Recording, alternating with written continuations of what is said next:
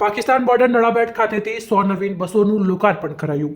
વિધાનસભાના અધ્યક્ષ શંકરભાઈ ચૌધરી અને રાજ્યના ગૃહમંત્રી હર્ષભાઈ સંઘવીએ ફ્લેગ ઓફ કરી બસોને પ્રસ્થાન કરાવ્યું। વિધાનસભાના અધ્યક્ષ શંકરભાઈ ચૌધરી અને રાજ્યના ગૃહમંત્રી હર્ષભાઈ સંઘવીની પ્રેરક ઉપસ્થિતિમાં આજે ભારત પાકિસ્તાન બોર્ડર પર આવેલ નડાબેટ ખાતે ગુજરાત રાજ્ય માર્ગ વાહન વ્યવહાર નિગમ હસ્તકની 100 નવીન બસોનો 14મો લોકાર્પણ સમારોહ યોજાયો હતો। શંકરભાઈ ચૌધરી અને રાજ્યના ગૃહમંત્રી હર્ષભાઈ સંઘવીના વરદ હસ્તે દેશના ઇતિહાસમાં પ્રથમવાર સીમાવર્તી વિસ્તારમાંથી એક સાથે 100 નવીન બસોને ફ્લેગ ઓફ કરી પ્રસ્થાન કરાવવામાં આવ્યું હતું। અધ્યક્ષ તેમજ ગૃહમંત્રીએ આગેવાનો સાથે બસમાં બેસી નડાબેટથી સુઈગામ સુધી મુસાફરી કરી હતી। આ નવીન બસ સેવાના પ્રારંભથી રાજ્યના 20,000 નાગરિકોની સુવિધામાં વધારો થશે તેમજ રાજ્યની પરિવહન સેવા વધુ સુદૃઢ અને સુવિધાયુક્ત બનશે। રાજ્યમાં જાહેર પરિવહનની સેવા અને સુવિધામાં સતત વધારો થાય એ માટે રાજ્ય સરકાર પ્રતિબદ્ધ છે। સલામત સવારી એસટી અમારી આધુનિક સુવિધાથી સજ્જ બની રહી છે। રાજ્યના છેવાડાના માનવીઓ સુધી એસટી બસની સુવિધા સરળતાથી પહોંચી શકે તે માટે મુખ્યમંત્રી ભૂપેન્દ્રભાઈ પટેલના માર્ગદર્શનમાં 14 મહિનામાં 14 લોકાર્પણ કાર્યક્રમ દ્વારા 1725 નવીન બસો નાગરિકોની સુવિધાઓ માટે શરૂ કરવામાં આવી છે। તે રાજ્ય સીમાવર્તી નડાબેટથી શરૂ થયેલ નવીન 100 બસોની સુવિધા આ વિસ્તારના અંતરિયાળ ગામોની કનેક્ટિવિટી સાથે નાગરિકોની પરિવહન સુવિધામાં વધારો કરશે। આ પ્રસંગે સાંસદ પરબતભાઈ પટેલ, રાધનપુરના ધારાસભ્ય લવિંગજી સોલંકી, કડીના ધારાસભ્ય કરશનભાઈ સોલંકી, જિલ્લા કલેક્ટર વરુણકુમાર બનર, જિલ્લા પોલીસ અધિક્ષક અક્ષયરાજ મકવાણા, એસટી નિગમના works manager PM Patel, Palanpur વિભાગીય નિયામક કિરીટભાઈ ચૌધરી, વિનુભાઈ ચૌધરી, રઘુવીરસિંહ ચૌધરી સહિતના અધિકારીઓ, કર્મચારીઓ અને મોટી સંખ્યામાં સરહદી વિસ્તારના લોકો ઉપસ્થિત રહ્યા હતા। સરહદી વિસ્તારથી આજે શરૂઆત કરી રહ્યા છે। આવું દ્રશ્ય મેં મારા જીવનમાં ક્યારે નહીં।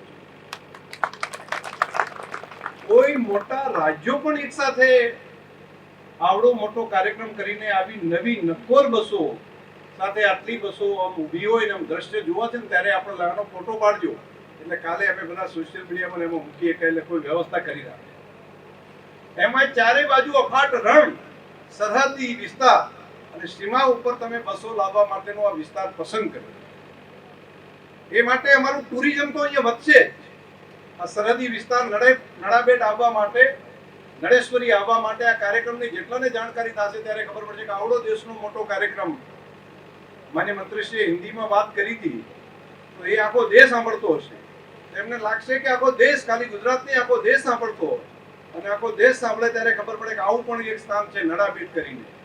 તો ત્યાંથી આ એસટીઓની શરૂઆત થઈ તો નડાબેટનું પ્રમોશન પણ આના કારણે ખૂબ મોટું થશે। પહેલી વાર ભારત પાકિસ્તાનની સીમાઓ પર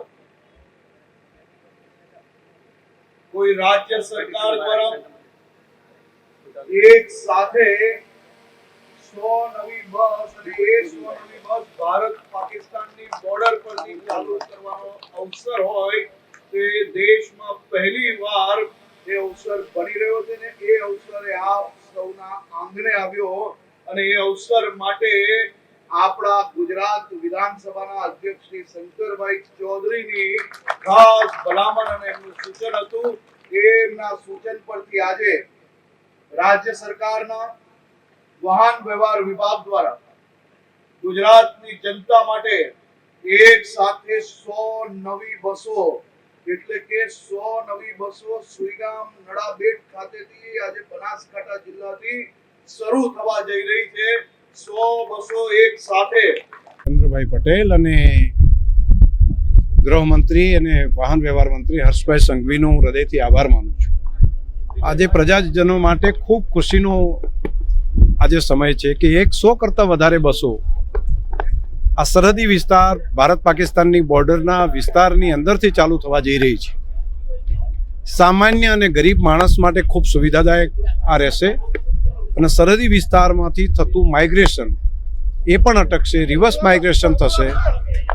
નર્મદાના પાણીના કારણે મોદી સાહેબે જે આ નવી ક્રાંતિ આ વિસ્તારમાં લાવી, હું માનું છું કે એસટી પણ નાના માણસ માટે ખૂબ જરૂરી છે અને એવી નવી બસો જે આપી છે અને ગૃહમંત્રીશ્રી પોતે બેસીને આજે સીમા ઉપરથી શેખ સુઈગામ સુધી બોર્ડર ઉપર બેઠા છે તો લોકોને પણ આમ લાગે કે ભાઈ બસ કોઈ પણ માણસ બેસી શકે।